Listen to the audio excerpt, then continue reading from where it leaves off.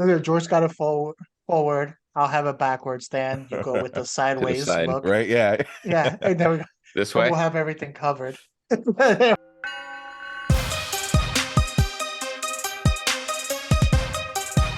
All right. So best theater experiences. Have you guys seen the ones where they had the beds? Oh my God. In Sweden, don't they No. have that in Sweden, right? You know how many people are going to be just boning inside those sheets? People always talk about taking a nap.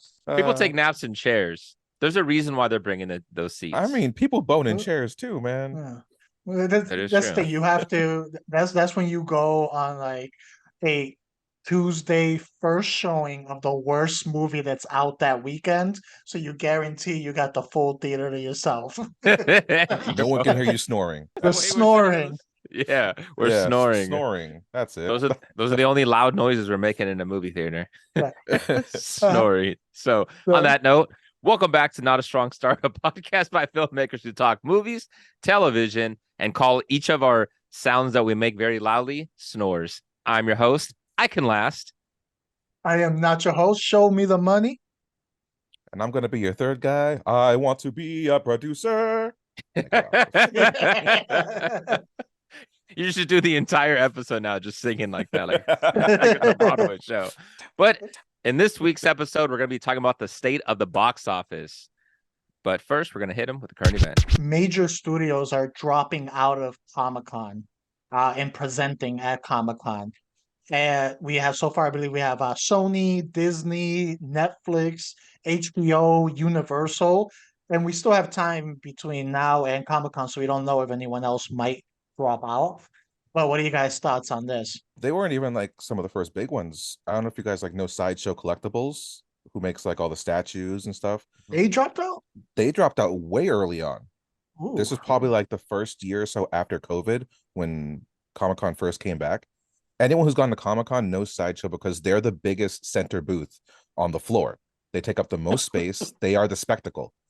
After COVID, they stopped going because they found that they could just do their own thing at their home base. So they would do their own little Sideshow Con presentation, film it at their warehouse, and then be done with it. They don't have to go and truck all their stuff over to San Diego. They can stay where they're at. Dan, send this over to you. What do you think is going to be the effect of this? Wow, things such as, Sideshow Yeah, Collectibles and these studios dropping out. that's kind of sad. Like when I heard George talking about how they dropped out, it reminds me of like Blockbuster when they kind of did that and they went streaming with Netflix. It's like the physical presence of us being there is not necessary anymore. So now we're just getting a bunch of remote stuff. It's creating more barriers between us as like society. And it seems like we can't just go and spread because even we've all done Comic-Con and it's fun when you're there. You get to converse with other people that you never normally would have met. And you guys talk about things that you love, right? Like there's a shared interest there for why you guys are there. Now, when it comes to something like this, just like it is with streaming, you don't give things their due respect. You would just kind of browse through things quickly. We can fast forward through things. So even take the sideshow. So even if it's pre-recordings where they show us of them, we can just fast forward through some of the stuff that they're doing and just get to the good parts that we want, not being exposed to things that we didn't realize that we could have ended up liking, right? Like at Comic-Con. So I think it kind of sucks that they're doing that, to be honest with you. I understand the money behind it, but studios, and we're going to get into this later, but studios is already making us feel less connected with them. And I think that is going to, I know we're going to get into the conversations, but that I believe has a big connection with the box office draw. So now you're taking away Comic-Con. It's sad, man. It just seems like it's the inevitable of the swirling.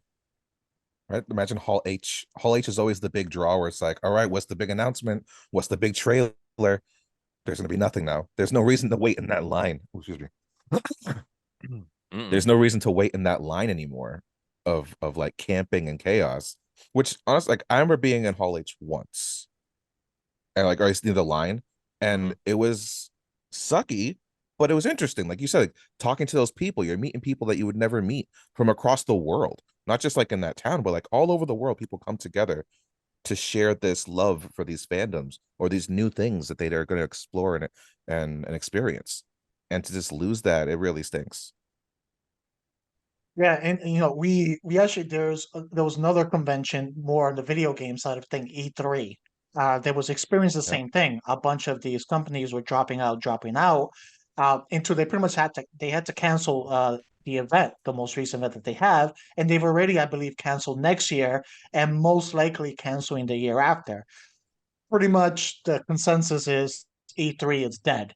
And the reason is a lot of these companies, like George was talking about with Sideshow, they realize, hey, we can do our own events. We could do our own streaming event. It's all the focus is on us. We don't have to share the spotlight, with all these other things where it's like you might present something in Hall H, then another one presents something in Hall H, the next day, and theirs gets more attention. I'm saying yours is drowned.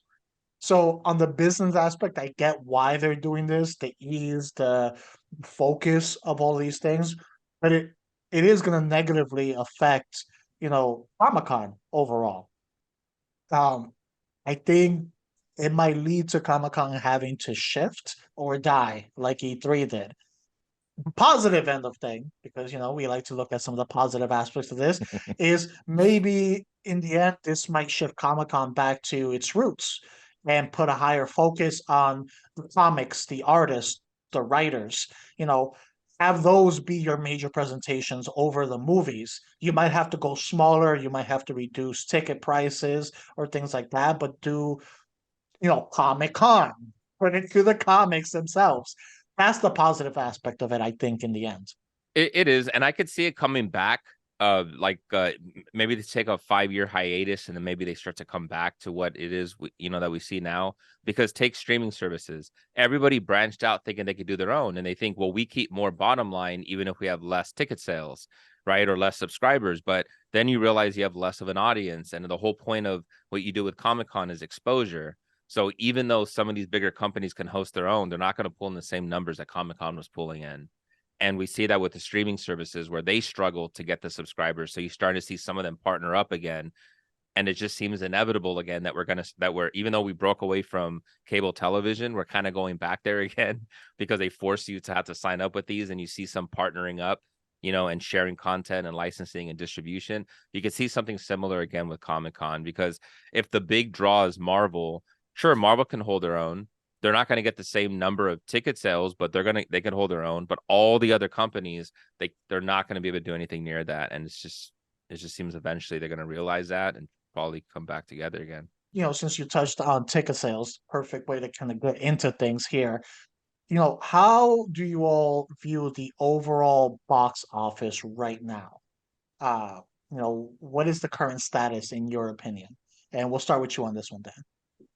Yeah, so the whole theater experience, it's been a huge topic of conversation between what we've called like the older heads, the more veteran of the directors.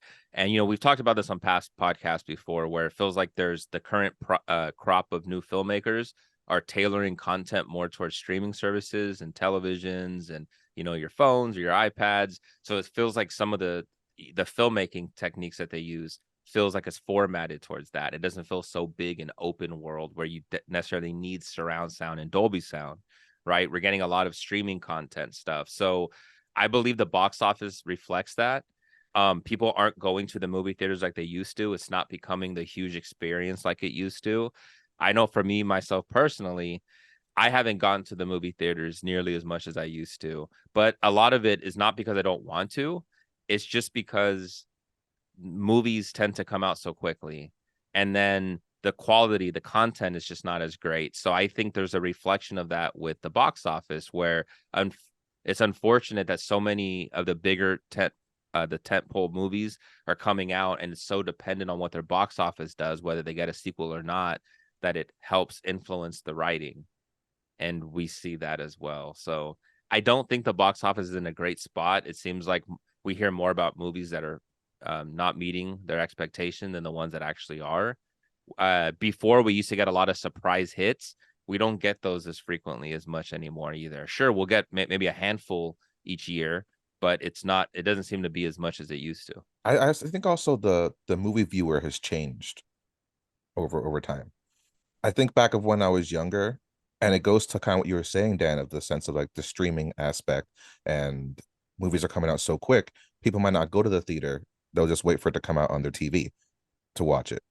And so since people have so much accessibility to watch something on their phone or on their TV, and this younger crowd is just so used to that, when they go to the theater, the appreciation for it isn't the same. As that's at least that's my experience from watching it, whether it's up here in the North Bay area or down in LA, back East Coast. It doesn't matter. I feel like when you go to the theater, people aren't watching it like it's a spectacle. You know, the grandiose of what it took to make this thing isn't there anymore. The allure is kind of gone.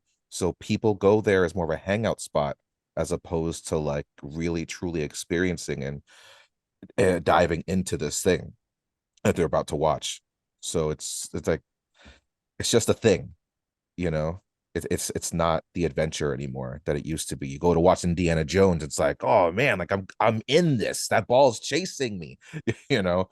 That it's not there anymore for people. I feel it's like the magic's kind of gone. Which in turn, for someone like myself who loves film, I don't want to go because the audience is kind of taking away that experience from me. I'd rather just stay home and watch it like on my big screen TV and just be comfortable here, you know. And where do you think the box office is right now? Do you think it's in a good place? You think it's in a Oh bad no, place? it's definitely in a bad place. I think what doesn't help is the fact that it's money. You know, these films cost so much to make. In turn, you're making it nearly impossible to make your money back when people don't truly want to go and watch these movies to begin with. You know, if it takes you 500 million to a billion to make a movie, you've now made it this line so hard to cross because they want to make their money back from the box office numbers. You know, they want to make it back from the theater so that way when they go to the next thing of video on demand or on DVD, that's where they're making money back. You know, that's the profit, which is a whole other beast that they have to jump over nowadays with streaming cutting into that. I think the box office is still in recovery mode. From the pandemic. I think it's finding its way to navigate this new landscape that the industry finds itself in right now. So we are in an uptrend, but we are not where we were pre 2020 overall. And we're gonna get into some of those factors. I know you guys touched on a few things already, but we're gonna get it deeper into those factors, going forward. I know me personally, I don't go to the movies as much as I did before. I've had the AMC pass for years now, but while I used to go pretty much every week, sometimes twice a week, sometimes I would repeat movies also. If it was like really good, I'll see them twice. I don't find myself doing that anymore. I'll go maybe two, max three times a month now because I've got the AMC pass overall. And I can't remember the last movie I repeat watched in the theater. Uh, so I know my viewing itself has gone down. And from judging from what you guys said, your viewing in the theater has also gone down. That being said, since we did touch on it a little bit, let's get into like some of these factors that kind of has us where we are now and where the box office is.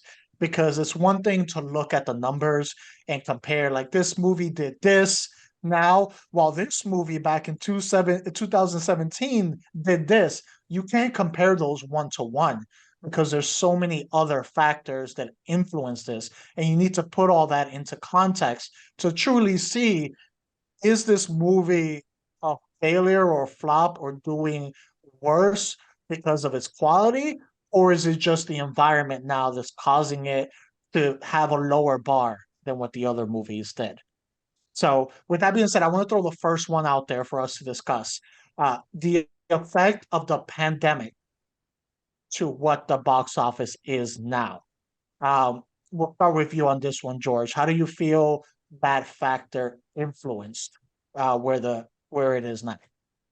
Oh, it's huge. I mean, we're back to normal right now when it comes to being out in public, but I'm pretty sure we all still see people wearing their masks, people who are still a little bit concerned, as they should be, you know.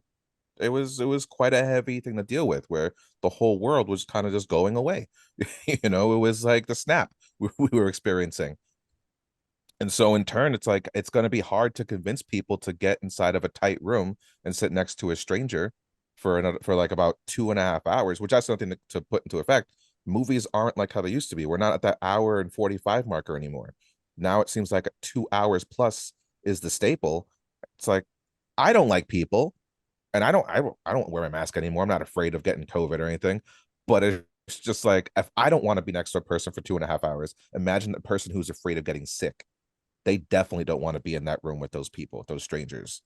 So that has a huge effect on people going out to the theaters, let alone anywhere.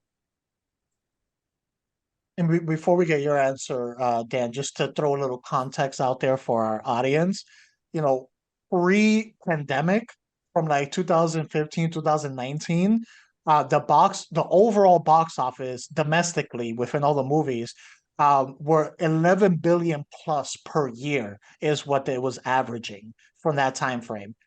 The pandemic hit, it made about 2 billion that year, and we've slowly been trending up. But even last year, 7 billion is what was made overall. So that's a $4 billion difference from what we were getting every year pre-pandemic. So that's a huge difference right there. Dan? I think to quickly tack onto that, just to show like the difference of like two big films, Into the Spider-Verse, I remember you had to buy tickets 2 weeks in advance, at least where I live, to go to watch that movie. I bought my Across the Spider-Verse ticket the day of, on Thursday. The day it released, I bought my ticket, and I got the perfect seat that I wanted all the way in the back. So that shows a huge difference from a movie that was highly anticipated. People were not rushing. Like there was a line going outside the theater to watch the first one, no line on the second one. And that movie's doing great still. So it's that right there just tacks on to like how big of an impact it's had. Good point. I think we were trending towards this anyways. Maybe not to the same, obviously not to the same extent that we hit, but I think we were kind of trending towards less and less people turning up to the movie theaters. Definitely COVID expedited that, and it forced us into uncharted territories that maybe we probably wouldn't necessarily have tapped into, meaning that people are now buying more devices for their homes. So their kids, almost every kid now has a device. So people are streaming differently. It forced studios to have to kind of pivot, and the content that they started giving us started becoming more streaming.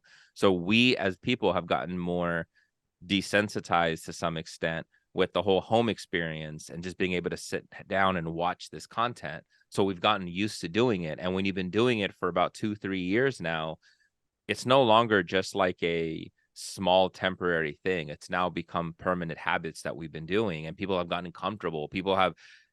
It's those kind of things that you have to consider. It's people developing social anxiety, people that maybe didn't have it before. It's not now starting to have more psychological effects on us as a society. So we're more comfortable at home. Sure, we like the buttered popcorn there, but if I've been forced to be at home and been forced to watch movies, maybe we upgraded our popcorn machine. Maybe we upgraded certain things or certain ingredients and things that we're making to make our own customized popcorn. It's things like that that have forced us to kind of evolve at home, that we've developed this really safe haven that we've gotten comfortable with. So I think COVID definitely expedited this.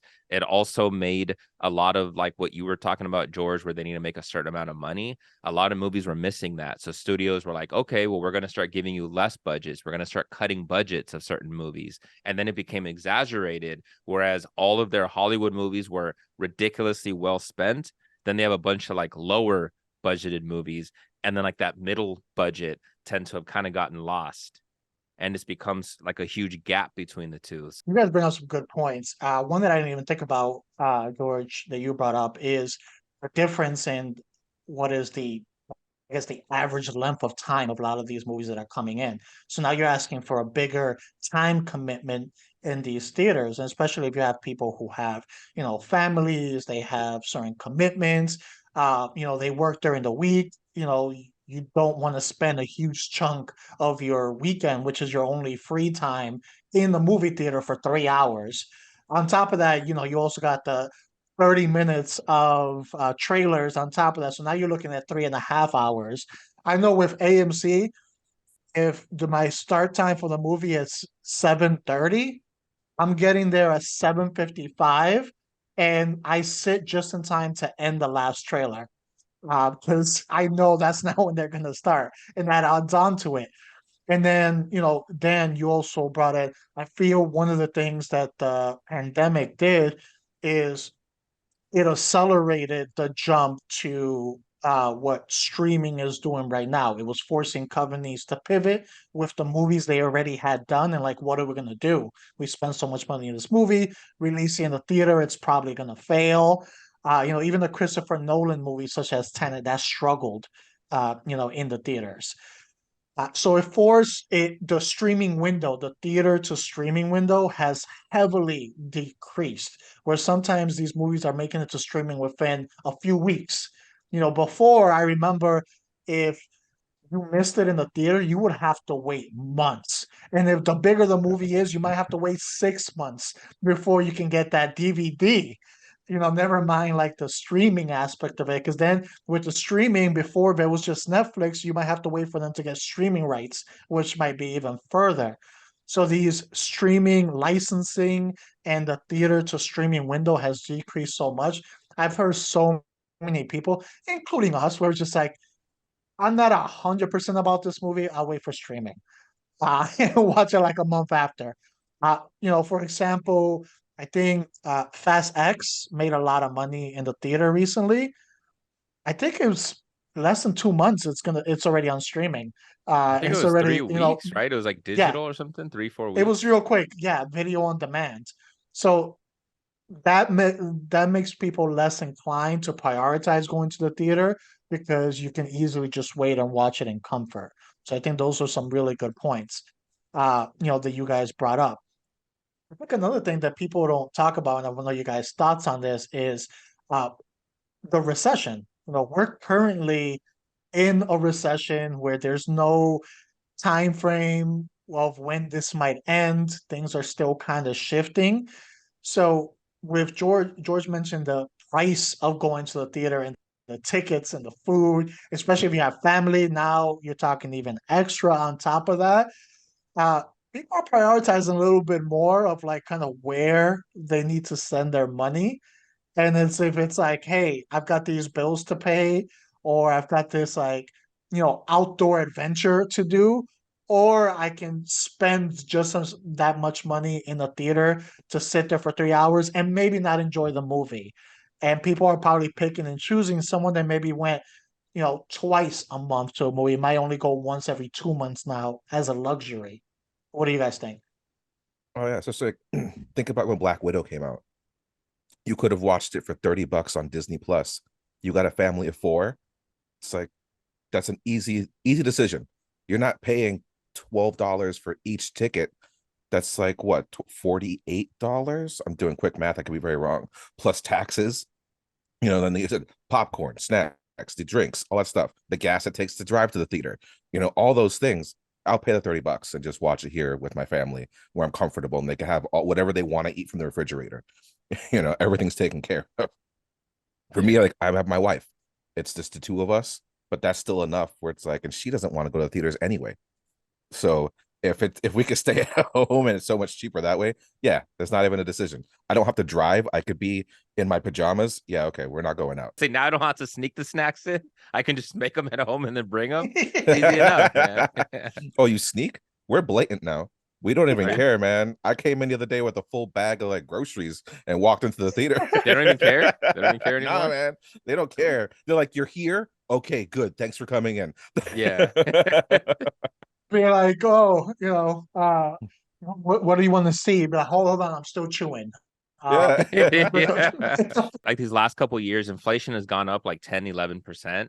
And then average for a person that gets like a cost of living increase each year, it's at most like 3%.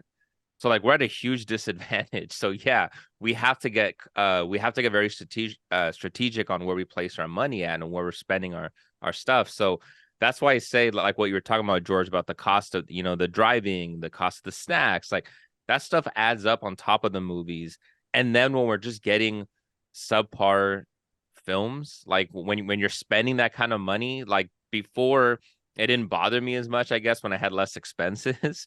But now that, where I'm at now, I have more expenses. So if I go and I spend $50, $60 just for the movie, and like, let's just say it's $100 total because we want to eat something before. And then I go and then they give me something just really bad. Like if I'm going and I'm watching the original Suicide Squad, I was so mad when I walked out of that theater. I spent this much money. Like, Mother. Yes, man. Mother, like I get so mad about those kind of things, which is unfair to the filmmaker, I guess, right? Because you made your movie and I should only rate it as a movie, but it's the whole experience and you can't help but take into account that like, man, I spent more. It makes you almost angrier and you maybe give it a harsher grade than you would have. So yeah, it definitely took a turn. You know what's interesting about that too? We're talking about the money right now. Hmm. You guys, well, Dan, you live in the Los Angeles area, so Hmm. a ticket price for you is somewhere around $20 on It's average. yeah, like if it's cheaper, it's like $17, Yeah, but it's yeah. about 20 So bucks. so for me, I'm up north, so it's a little cheaper. I pay probably around $13. That's What? probably how much is it for you, Jose, in I'm Mass? I'm close to the 20 range Okay. over here also.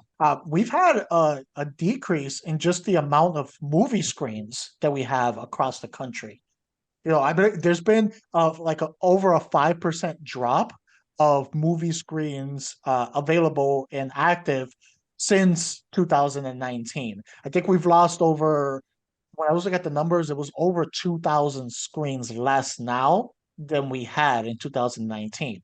So less screens, less showings, that's less people there, less people buying. So this is something also that's going to affect the numbers. And I feel that that number's gonna keep reducing. Unless you're in like in a major market where you're gonna have that, but maybe some of these smaller markets, they have maybe multiple theaters, they might start reducing to one theater. I understand why they're doing that, and that makes sense from a business standpoint because sure, the numbers could increase a little bit, but if you're not selling out those shows that you're already doing, or at least getting close to that, and like let's just say instead of having let's say 150 people go to one showing, but instead you get 170, but you split up into two different ones, they also are having to raise the ticket prices because you have more shows, you need to have more employees, the lights are on essentially. You're having to it's the cost now. The ticket is more expensive, which is then going to turn some people off from going to watch it. You reduce the number of theaters, maybe the ticket goes down in pricing. So it really just depends. That I don't think has a huge effect on the numbers. I think it's a result of people just not showing up. You guys remember, at least I remember this years ago when you were a kid. Uh, you can go in and watch the first movie at like 10 a.m. At like 10 a.m. And sometimes you Oh have yeah. movies still showing at midnight, 12:30, 12:45, and that was like 7 days a week. Mhm. Now I'm seeing where some theaters they're not starting their first showing into sometimes maybe 2, 3 o'clock, and their last showing is like at 11. So even their time frames have reduced from where it was years ago. Man, when I was a Yeah. kid, we would go there early, pay for the first movie, and then just movie hop and just watch. We'd be there all day. It was like cheap babysitting. And then we come out and watch like three movies. I saw Lion King and Baby's Uh, Day Out. yes. Something else to think about is that each theater also does choose what they want to show. So they got to decide which is going to be the movie that's going to bring in the people. Because theaters don't actually make money off of showing a movie. The movie gets them no profit at all. They're making all the money off of concessions. How much popcorn and soda they're selling. That's the moneymaker. So in turn, they're being very selective. So I remember when I wanted to watch The Shape of Water, I didn't get to watch that in the big theater. I had to go to like more of a smaller screen place that had more like indie films. So it's like in that whole place, it felt old too. Like the seats were still the old flat style as opposed to stadium seating and everything. So that has a big, I think, factor in who's making more money when it comes to these movies. If your movie's not getting to be in the bigger theater where most people are going to go, you're probably not going to get as many eyes on it, which in turn is definitely going to affect your revenue. That is a good point. I think that's why it makes it easier for some of these companies to do these programs. Like AMC, I think Regal had it where you're basically getting free movies out of it. 'Cause that's not where they're looking to make their profit and why concession prices are through the roof Yeah. overall. And that's the reason why. Yeah, and that Mhm. has to hurt them too, because how is a movie like Jose? How much is the AMC thing It's like 24 a month, something like that, 23, 24 a month. a month? Okay, and we just established that a ticket's pretty much $20. Yeah. So those other two movies you're watching, it's like they've made no money from you. one movie made money from you, but the other two movies you watched, they got zero. So Nope, like that's just a huge straight dent. concession. That's it. Yeah. Which that explains why we have like Tom Cruise being annoyed that he is after the first week he's losing access. Well, his movie is losing access to the IMAX theaters because that's also an increase in revenue on top of the presentation. Yeah. I'm sure it's not all about the revenue for him. He wants his movie to be shown the best way possible, but the revenue comes into account. You know, although those extra few dollars for the IMAX compared to the regular, that adds up across the country and that inflates the numbers and makes them look good. I was actually I was thinking about that the other day too. Like I was picking my movie times for like a thing. I think I was watching Guardians and I ended up picking the 3D version by accident. But there was like four different options that I could pick from like regular Dolby Atmos, 3D, IMAX. And And I'm just like, there's in when you're in marketing and production, you generally don't want to give your audience or your consumer too many options because then it overloads them and then they don't want to decide on anything. They end up not picking anything. we And call I that the kind of Cheesecake Factory effect. yes, You ever go to there, they exactly. give you that menu. It's like, Exactly. why are you serving me 8 different countries type of food? It's too Yeah. much. You ever see Gordon Ramsay on a cooking show or restaurant show? The first thing he says is like, your menu's too big. It's like you got to cut it down, give them 4 options, you know. And I'm looking at this like, why do I have like so many different options to watch in one movie? And like sometimes I stop looking at it and I'll just walk away. It's like I'll think about this later, and then I'll forget, and then I don't watch that movie. You know, I feel like that has to maybe for some people that can be an effect, maybe not everybody, but I know for me it's like I don't want to be reading every little thing, making the wrong choice. The next level after Producer. IMAX 3D is going to be actually being casted in the movie. You're just part of You it. become a producer. One thing I wanted to bring up, so I saw an interview from Matt Damon, and he brought up a really good point that I hadn't thought of in the past on kind of the back end of the industry, and how some of these studios are kind of looking at it, whether a movie is successful, and what has led to, I know Dan, you mentioned those middle movies, how they don't really appear anymore, and everyone's going for the big ones, and it's DVDs and DVD sales. And his point that he was saying is in the past, DVD sales were so big because you didn't have streaming. You know, if you wanted to see something at home, you had to buy these DVDs. And what he was saying is that in the past, they were willing to put out movies that were riskier and movies that might not make a lot in the box office because they were like, we'll make up those sales in the DVDs. So it was like, okay, we fell below projection in the box office like 50 million. It's not a failure yet because we made up double that in DVD sales over time. So they were willing to take those risks. Now these sales are not what they used to be. I went to Walmart, no, to Target actually yesterday, and I was like, let me go by the electronics section. I haven't been to the DVD sections in a long time. One little shelf. That's all they had. One tiny, like, I think it was like a 6x2 like shelf DVDs. I thought I was mistaken. I thought I was like, there's got to be another section. That was it. So I think a lot of these movies now that are causing studios to panic because, oh crap, this movie cost 250 million to make and it only made 275 million. Like that's a failure. We're not giving this movie a sequel. In the past, that 275, they'll be like, okay, that's good. But now we got like another 200 million off of DVD sales. Let's give this movie a sequel. Let's continue it. So I think more companies are more on edge on what they put out, what they're uh, cutting out, and what they're willing to give sequels to because they don't have the luxury of those DVD sales. That makes you Yeah. wonder. It's like, is this the end of the cult classic? Because you think of something like Blade Runner. Blade Runner was a box office flop, but then thanks to VHS, it freaking soared and ended up getting like freaking 4 different kinds of director's cuts, and now it's considered one of the best movies ever. You know, and that was because of VHS. People bought the VHS and they watched it over and over again, and that made it become this like staple in time when it comes to film. I don't hear that happening for movies that go to streaming or movies that go straight to streaming, I should say. They're not getting that same love and respect, it feels. Yeah, I agree. When he was explaining it, I immediately thought cult classics. and then I immediately went to comedy. And I think that's why we're not getting as many comedic movies. And that's why I think the filmmakers sort of pivoted towards television, because television, you still get revenue. You could still get revenue for that type of stuff because the network is going to pay you to come on set and film new content. It's not like we shot this one time and we're still trying to capitalize off residuals and just money for the work that we already did.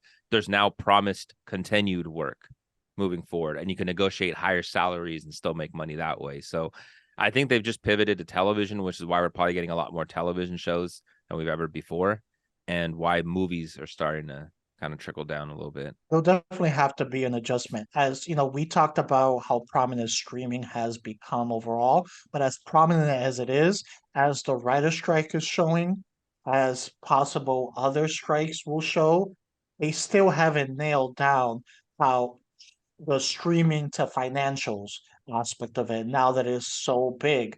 You know, how are they gonna make a profit revenue and pay people that are involved in movies the right amount with streaming, because it's not as solidified as a DVD sale. So Yeah. Yeah, it's true. And even like, it's not just the writers. I don't know if you've ever seen an interview with Sydney Sweeney from Euphoria, but she's talked about, like, people think I'm rich. It's like, I'm not rich. I'm working every day. It's like, I don't get paid what you think I get paid. I'm not getting paid what Friends got paid to do Euphoria. I'm barely making enough to pay rent. It's like, I got to do all these ads for like this soda or for this perfume. It's like, I'm at the Met Gala. Yeah, that's not my dress. It's like, I'm wearing that to promote for something else. It's like everything I'm doing when I'm going out the door, I'm working, because I'm not getting paid what you think I'm getting paid. Streaming doesn't pay you what TV pays you. Yeah, that's a good point, and that kind of leads into one that I had, which is just more content. I see it as like a chicken and the egg kind of fiasco that we have here. There's less turnout to movie theaters, so as a result, people are watching more things online and streaming more. But we have more content online, which is then forcing people to stop going out because they have more options at home. So is it less turnout that's creating more streaming opportunities and shows, or is it more streaming opportunities that's creating less turnout? You know what I mean? Like they're clearly working symbiotically with each other. And it's like, where did it start?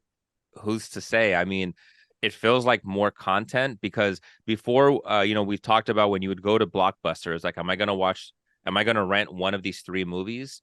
Now I have all these different streaming platforms. And when I go on and I'm hearing of shows or movies that I've never even heard of, like things I've never even heard of. And then you put on Tubi, and then there's all these independent movies where it's like, do I feel like watching something cheesy? Yeah. So then I'll sit there and find something there.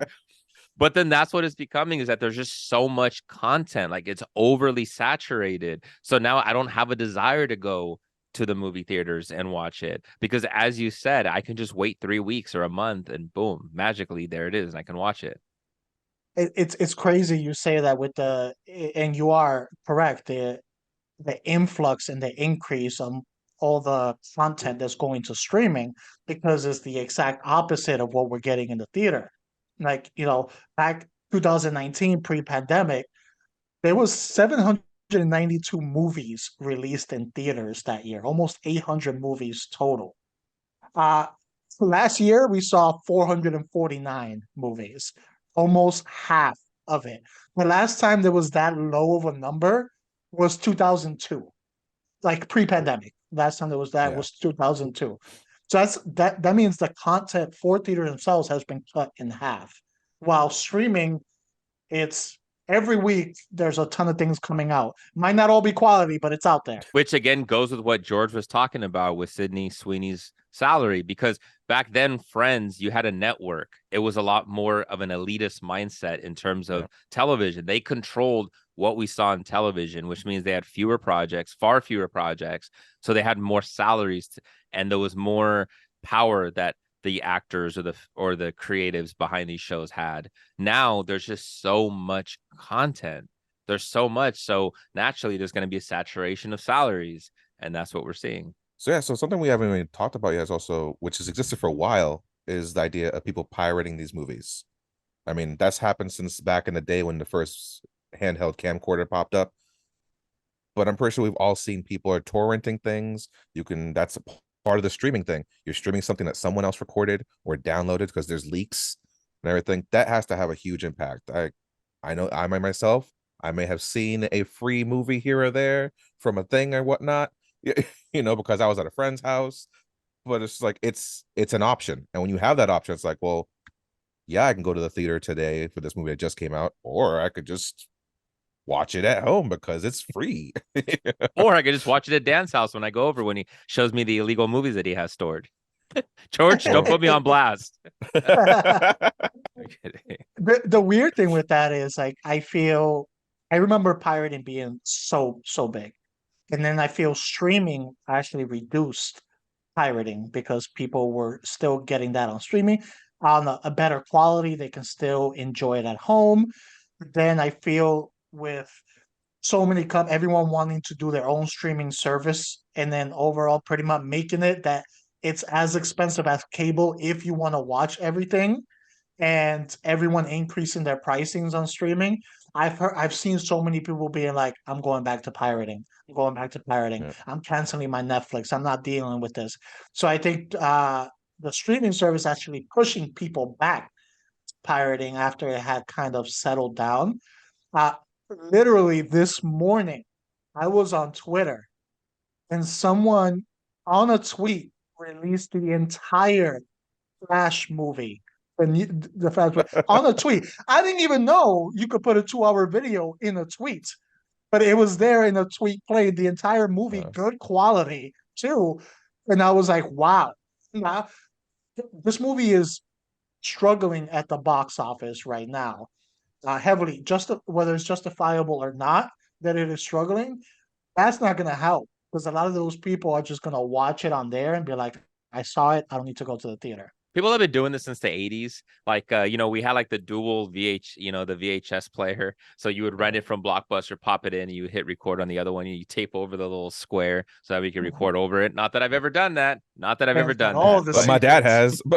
Yeah, exactly. We had a lot of movies that had like the little tape over. It had like multiple titles on there. So people have been pirating for a while. You guys brought up an interesting point though, because I think with streaming and studios having a quick turnaround on movies, we don't really have the need to really pirate it as much anymore. It's almost like I'll just wait 3 weeks then. I'll wait 2 months to watch it, because when you go for the pirated stuff, sometimes you do get the camcorder ones, and I cannot watch a movie like that. Like I need to watch it in its natural format.